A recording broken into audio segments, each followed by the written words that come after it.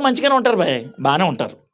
అయితే మీ అమ్మాయికి కానీ, మీ బిడ్డకు కానీ, మీ కొడుకుకి కానీ పెళ్లి వయసు వచ్చింది అనుకో, ఎవడైనా పెళ్లి సంబంధం తెస్తారు కదా. పెళ్లి సంబంధం తెస్తే మనోళ్ళు అడిగే మొట్టమొదటి ప్రశ్న, వాళ్ళు మనోళ్ళేనా?